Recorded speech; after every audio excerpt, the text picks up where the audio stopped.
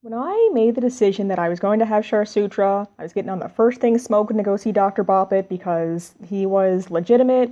His clients were so happy with him.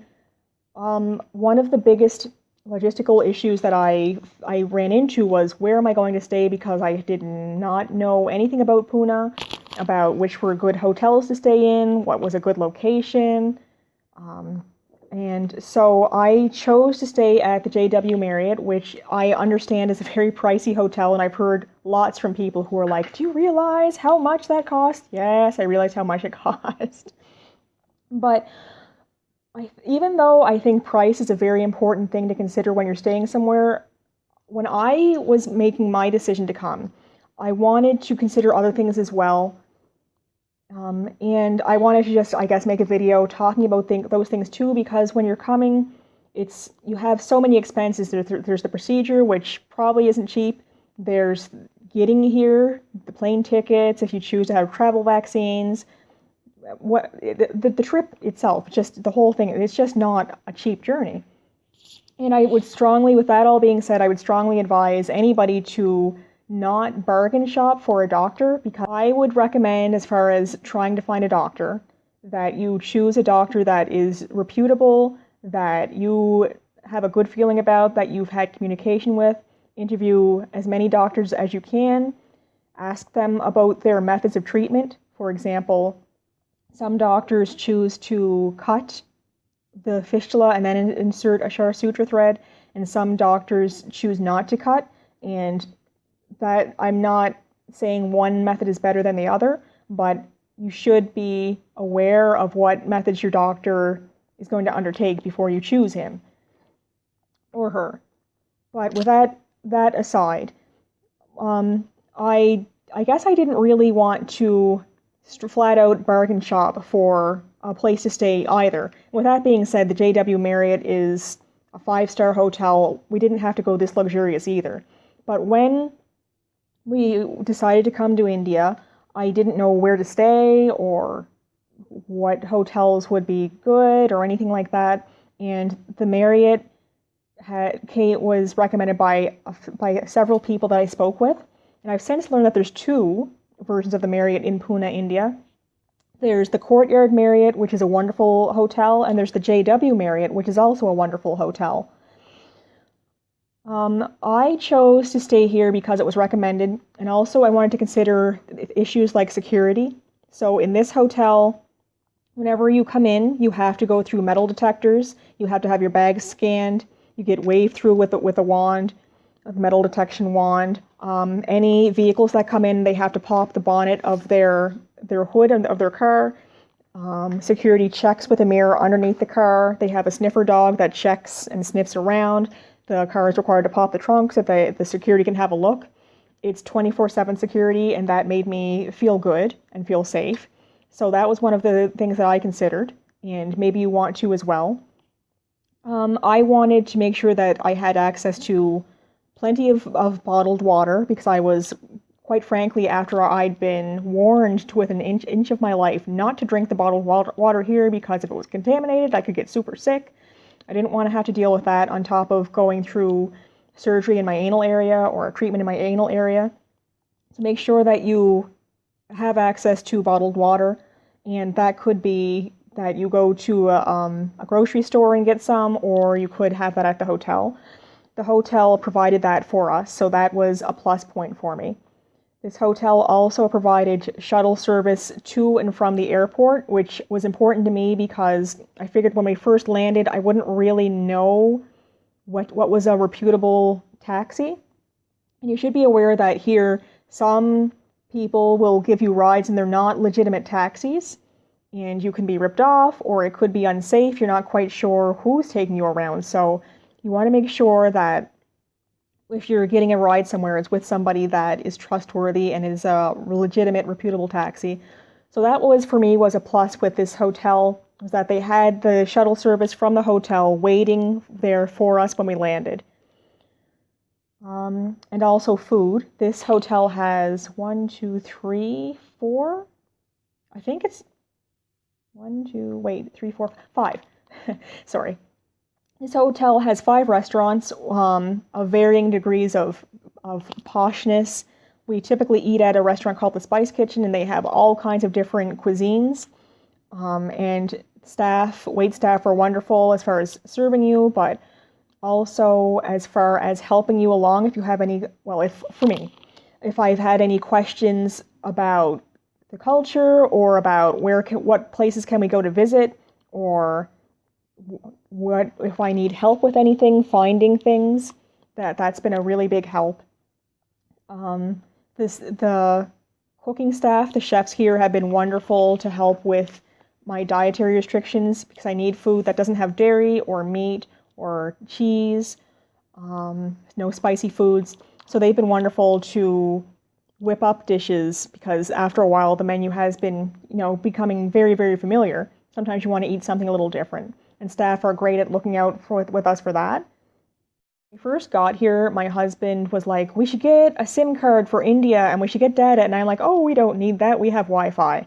Don't tell him I said this, but he was right. And my doctor said he recommended a SIM card too, and he said you should get a local person to get the SIM card because he had previous clients who went to some place to go get a SIM card for their phone, and the person sold them the card but didn't activate it, so it was useless. Foreigners get ripped off all the time here. I'm sure it's like that in a lot of places, so it's not, slamming on this particular city or this particular country. And so with his recommendation that we find a local person, of course, we don't know anybody here. We relied on staff. And there's a wonderful, wonderful staff member here that we just absolutely love. And he helped us with getting mobile data. He helped us find lots of different spots that we needed to go to. We know we can go to him for anything. So if, for example, I need to get more painkillers, he would tell us where a pharmacy is, which here, interesting, cute little point, they're not called pharmacies, they're called druggists and chemists. Anyway, he also got us a SIM card, so God love the poor man. He works, I think it's something like a 13, 14-hour shift. When my husband asked him about getting a SIM card, he said, okay, when my shift is over, I'll go get you a SIM card. And of course, we tipped him quite handsomely because he had it coming to him.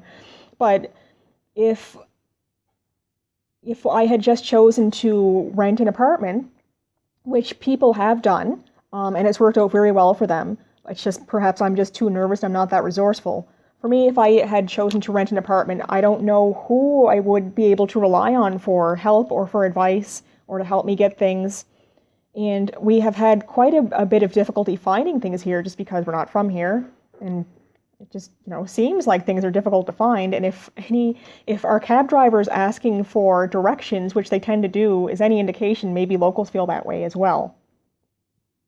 There's also, you also have to consider the language barrier. There are a lot of people here who speak English, but there's a lot of people here who either don't speak English at all, or their English isn't good, or maybe they're trying to communicate with you, but they're not quite understanding you because of the accent. They can't understand your accent, you can't understand theirs. And several times we've booked a cab and we say, you have to put in where you'd like it to pick you up and where you'd like it to drop you off. It's an app. We use an app called OLA, or we use Uber.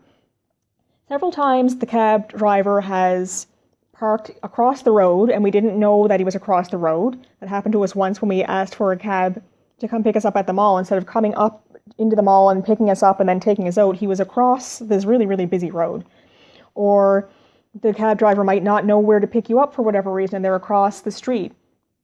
And that happened to us a few times that if you don't get the cab, then the cab ride gets canceled and you could get dinged for a 50 ruble fee, even though it might not be your fault. Often, if the cab is waiting and you don't show up, they'll give you a call. But if they're calling and they can't understand what you're saying and you can't understand what they're saying, then it's not really going to be a good scene for you. So quite a few times we've had to go to staff to either book us a cab when we first got here, or to talk to our cab driver after we learned how to book our own cab so that they could explain where to pick us up and where we needed to go. And if it was just for us renting an apartment through Airbnb or something else, we wouldn't have that either. So those are just a few things that I think that you should possibly consider. Of course, price is a huge stressor, and I totally get that.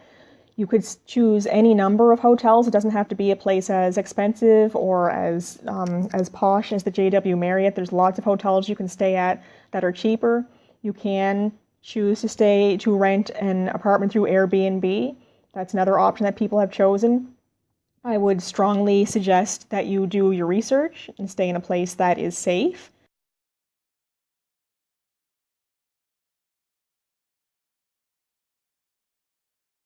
Also, I chose to stay at the JW Marriott because I hadn't heard any reports of there being bedbug infestations or anything like that. And I'm going to sound neurotic, and that's fine. But everywhere I travel, whether it's back home or if it could be the US or over here, I'm always worried about bedbugs because I know that they're extremely difficult to get rid of. So I wanted to try to choose a location that didn't have that issue or didn't have, a bunch of cockroaches running around or anything like that. And those pests can happen anywhere. I don't necessarily think having bed bugs or cockroaches or pests are a sign of dirtiness, because lots of bugs prefer clean areas.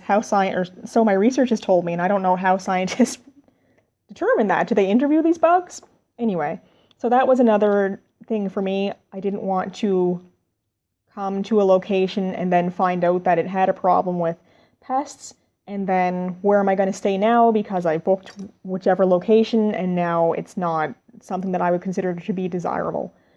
So I would just encourage anybody to, of course, consider price, but also consider other factors as well, because just as important, in my opinion, as price is, I think access to food, water, safety, and help from locals, I think, for me at least, are an absolute must. One thing that I know people have done to help keep things cost neutral, because the trip is quite a big trip for a lot of people, is to try subletting their homes or their apartments, or maybe have somebody that they trust babysit their house, or someone that they know and trust take care of their children or their pets while they're gone. And I think that that's important as well.